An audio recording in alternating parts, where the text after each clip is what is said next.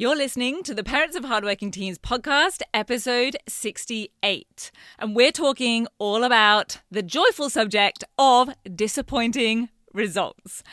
I'm going to share what I do when I'm helping students deal with a disappointing result in an assignment or an exam so that they can understand and connect with the situation and have a way to move forward from it with clarity and positivity.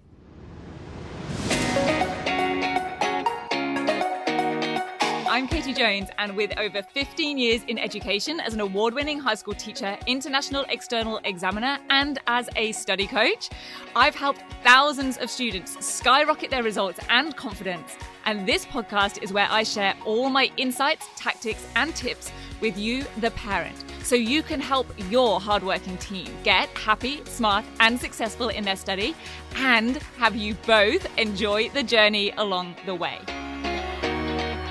This is the Parents of Hardworking Teens podcast.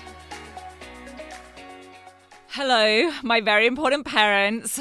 I hope you're doing great. I am having a little sigh because I have just recorded this podcast once and then clicked stop record only to realize that I hadn't pressed record. So if your teen has ever had something like this happen to them or, lost a file or whatever it is, I get it. And I heard a tip very recently that definitely helps me right now in this situation. And it was, if ever you have to do something twice, it's probably going to be better the second time. So hopefully that means that this episode should be really smooth and really awesome for you to listen to. And I think it's kind of fitting, isn't it? Because we are talking today about disappointing results.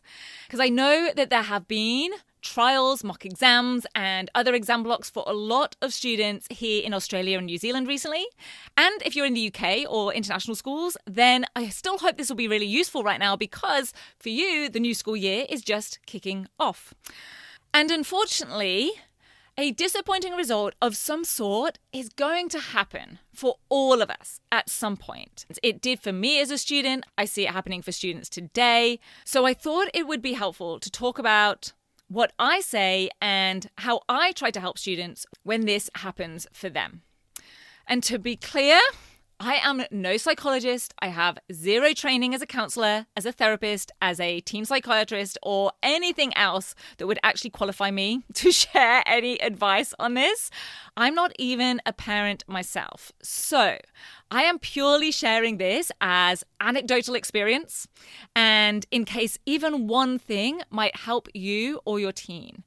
But that anecdotal experience, as you can imagine, is fairly extensive. Because I have talked with hundreds of students over the years who have, at some point or in some way, shape or form, received a disappointing result. Be that in my role as a high school teacher, as a head of department, as a study coach, as a homeroom teacher, as a tutor, in all of the different ways that I have worked with students over the past 17 years. And of course, every child is different. And of course, each scenario and situation is different. So like I said, this isn't any hard and fast advice. But after lots and lots of different versions of these conversations, I realized that there were some similarities in the things that seemed to basically work well. And there are two things that I've tended to home in on and always make sure I include in the conversation and in a particular order. And so I figured it might be helpful to others who also have these conversations, i.e., probably you as a parent or a carer. Now, as a teacher and study coach, the thing that I, of course, really want to get into with them is figuring out where things probably went wrong or how to help them fix it so that they know better next time and can do better next time. But that's kind of like a friend telling me that they've just broken up with their partner and then me immediately trying to match them up with someone new. It's a little bit dismissive of their experience and the thoughts and feelings that they're going to be having in that moment. But of course, understandable because we want the other person to not feel so bad. It can be tempting to try to placate a student with saying things like, well, look, as long as you tried your best or, results aren't everything, or even counter it with, hey, I think it's a pretty good result. But again, if we relate it to the friend with the breakup, it's a bit like saying, well, there's plenty more fish. Or the worst one, I never liked them anyway. So in my experience, when I talk with students, I have found the most effective thing is to start out by taking a moment to really validate how they're thinking or feeling about that result. Now, we don't want them to wallow in the disappointment forever, but we don't just want to gloss over it or basically tell them that it doesn't matter or try to immediately move them on from it. Even though I know it's tempting, because we just want them to feel better about themselves and the situation.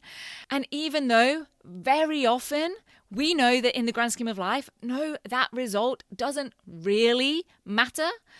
To them, in their life, at that moment, it does. And I think there is a positive to be had here, in that they clearly do want to do well, and they clearly believe in themselves enough to think that they were going to do better. They know that their potential is greater. And this is a great thing. The worst case situation, I think, is where a teen has lost faith in their ability. They've lost their self-confidence and self-belief, so they don't even expect to do well. So first up, I make sure that I've taken the time to hear and genuinely acknowledge how they are viewing the result or task and how they're feeling about it.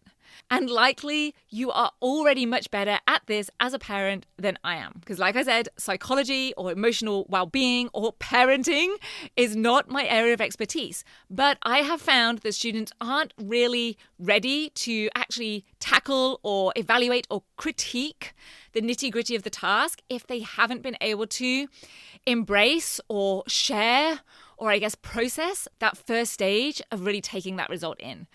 So it's only once I've done this and sort of gauged where they're at and have shown that I understand how they're feeling, only then do I let myself loose on the area that is my expertise and that I do see as my strong suit, and that I'm going to focus on sharing in this episode because it's likely that it might be less of an area of expertise for someone who isn't an educator or an assessor, and therefore I hope it is helpful for me to share a little bit more on this. Because ultimately, we want to make that exam or assessment informative and useful for your teen, not just a mark on a piece of paper, something to be done and dusted. And that can be tricky because so often we want to put stressful or hard things behind us and move on and breathe a sigh of relief that it's just done, whether the outcome was good or bad or somewhere in the middle. We just want to move on. But there is so much to be gained from an in-depth dissection of it all. We really do want to identify at least one reason as to why they got that result. What we don't want is for them to come away from everything feeling confused and uncertain, because that's likely to then carry through to other tasks in future. Because if they thought that they'd done a lot of things right on this task, but then didn't get the result that they were hoping for or that they expected, then they're likely going to doubt themselves on upcoming tasks because they'll think that they know what to do, but they thought that last time, right? And it didn't work out. So maybe they don't actually know what they are doing here. They're going to question themselves. There's going to be a lot more uncertainty. And so there are two aspects to getting into this. Number one is dissecting what they actually wrote and submitted and the marks that it got or the criteria that it hit or didn't. And then the second part is dissecting how your teen actually worked on it. Now, for dissecting what they actually wrote and submitted, I would recommend checking out as well episode 13 of this podcast. It's called Assessment Post-Mortems. It's where I share the one word to ask your teen, or that they should be asking themselves, about a completed assessment or exam question. And I also share real-life ways that I've taken students through assessment post-mortems, because we want to know exactly what got marks and what didn't, and all importantly, why that was. I had a conversation recently with a 10WGT grad. His name was Alex. And one of the things that sticks in my mind was when he said to me that he had a previous exam that he'd done a month or two before and he hadn't done very well on it. And he actively went back and found it and went through it. And he said, I could instantly see all of the reasons why I hadn't got certain marks, where I hadn't really answered a question, where I hadn't addressed the command word. And that gave him so much confidence, as well as, of course, so many skills and know-how to be able to tackle all future exams a lot more successfully and confidently. Now, if your teen can't really do this themselves, or they're not really sure how to do this, then they should definitely go ask their teacher to go through the assessment with them. And reminder for anyone with a teen in the 10-week Grade Transformation Program right now, they can come to any 3 of our live group coaching calls. We hold them every week during term time. Next level students can come to any of our calls at any time, and they can submit a completed exam paper or assessment to any of those calls, and I will be ready and raring to do this work with your teen to guide them, and we'll figure it out together. I will explain and dissect everything with them, because this is such a valuable and high bang for buck exercise to do. It's one of my absolute favorite things to coach students on in our calls, because so often that disappointing mark isn't about an answer actually being right or wrong. It's about how they answered, or how their answer did or didn't align with the mark scheme. And you can most likely resonate with this in some way. So for example, let's just say it's an English essay. It's unlikely that they've written about the wrong character, or they've described a scene totally wrong, or even written about a totally different theme than was asked. That is unlikely to be the issue. So it doesn't matter that they're not going to get that exact same essay question again, or maybe they don't even need to study Romeo and Juliet anymore ever again. It's about how they analysed, or perhaps didn't properly analyse. Or in an exam, it's how they addressed the command of the question or didn't, or how accurately they predicted the mark scheme just from reading the question or didn't. And these are universal skills that can be used, in fact, need to be used again and again in every subject and in all different types of tasks and assessments. And so that's the aspect of dissecting what they actually wrote or presented or said in their speech, the content that they delivered for that assessment. And then the other part was, how did they actually go with working on it? Was it a smooth path, or did they maybe have a false start somewhere and have to restart something? Did they go around in circles a little bit along the way? Did they procrastinate or get distracted while they were working? How much effort were they actually putting in? Now, I like to use scales of 1 to 10 for this. So if they're an 8 or above on anything, I'm pretty happy with that. So 8 or more in terms of their confidence in the subject content, all good. 8 or more in effort, all good. 8 or more in confidence, all good. But if it's less than that, then we might need to dig a little bit more. Maybe they gave themselves a 5 for effort. But maybe that was for a strategic reason. Maybe this task didn't actually count towards a final grade, and they had other assessments on at that time that did. In which case, is the result truly disappointing, or is it possibly what we'd actually expect for a 5 out of 10 in effort? Or if they did put off getting started and then ended up under time pressure, then that may well be the reason for the result. Whatever it is, we want to figure out why they got that result. And as a heads up, it will likely be more than one reason. So for me, it's important to keep exploring all of the aspects that I just described and not just stop at the first sign of an explanation. So for example, if they say they procrastinated on getting started, then we want to find the cause of that procrastination. Were they unsure of what they had to do? Were they a bit uncertain of how to do it? Or if they ended up pressed for time, did they genuinely misjudge how long it was going to take to complete? Or was the time that they spent on it maybe unfocused and full of multitasking on other things as well? Or did they simply not schedule or plan it all out and break it down and give themselves the right amount of time in the first place? Is that the reason? Now, in amongst all of this, they might well have a situation where there's something beyond their control that they give as the reason. So they might say something like, well, the teacher didn't really explain the task clearly. Or I got sick and missed some of the information. Or I had a major footy tournament on the weekend before it was due. So I just didn't have the time to put into it. And this is where I like to encourage students to consider how they could make a more positive impact here.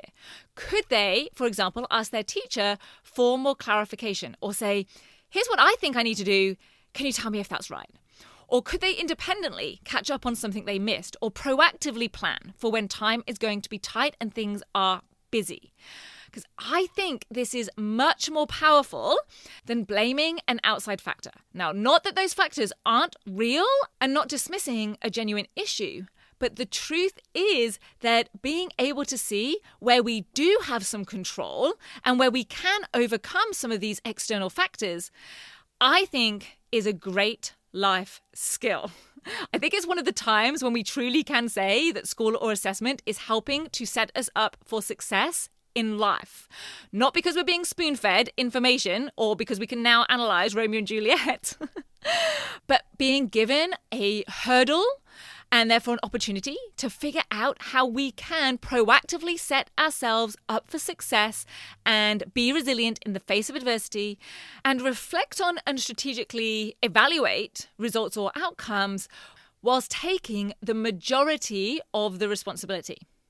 And on that note, some of the reasons that your teen identifies are going to be relatively easy to solve. Like, okay, next time you need to plan out each subtask and schedule in when you're going to do it. And others are going to be trickier and may require some additional skills and training. But all of them are solvable, or at least steps can be taken to improve them. Because I have never had a student where I've just had to throw my hands up in the air and say, yeah, you know what? I've got no idea how we could do things differently next time to significantly improve the likelihood of getting a higher grade. Never. That has never happened. And so, of course, I really hope that your teen has had a lot of success and has been really happy with any results that they've had back recently.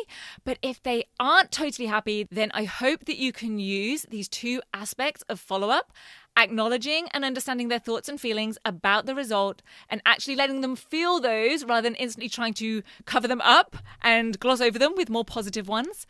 And then trying to identify the skills and techniques that they need to use or learn or hone in order to work and perform in a way that creates more success for them next time and in a way that best reflects their true ability and the effort that they've been putting in. I hope you have a brilliant rest of your day. If you know someone else that might find this podcast helpful, please screenshot it and share it with them. If you want to make sure that you don't miss an episode, make sure you click to follow or subscribe, and I will see you back here next week. Take care. Bye. If you're ready to have your teen achieve their best possible results with less stress, then I want to invite you to enroll them in the 10-week Grade Transformation Program, where they're going to learn the key concepts, skills, and strategies to catapult their performance in assessments and exams. It's risk-free.